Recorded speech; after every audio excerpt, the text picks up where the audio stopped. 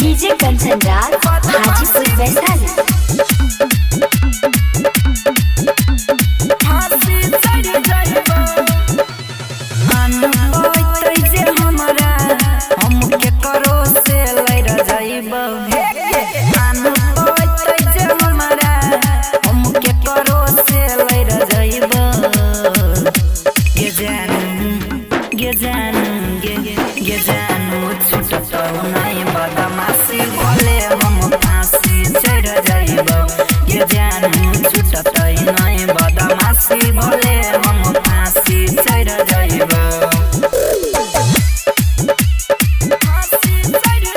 DJ Kanchan Raj Hajipur Vaishali.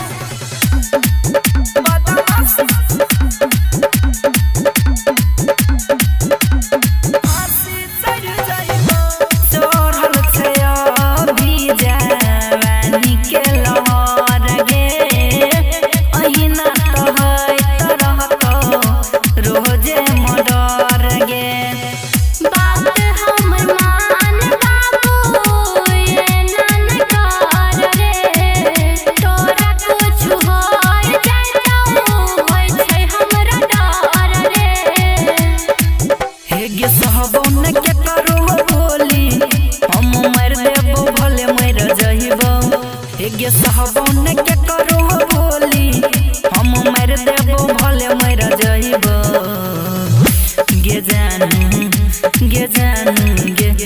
जानू छूटत ही नहीं बदमाशी भले हम फांसी चढ़ जइबो गे जानू छूटत ही नहीं बदमाशी भले हम फांसी चढ़ जइबो 100 मर्डर का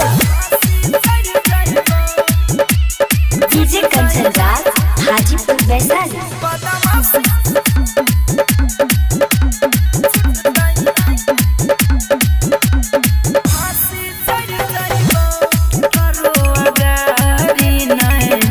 सिर झुकैबोगे भले अपराधी में नाम लिखैबोगे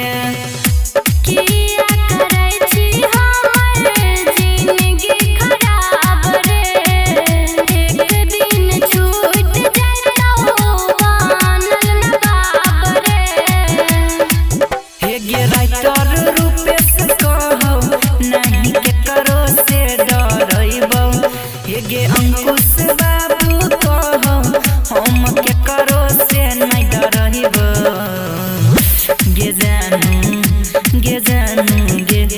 जानू छूटत ही नहीं बदमाशी भले हम फांसी चढ़ जाइबो गे जानू छूटत ही नहीं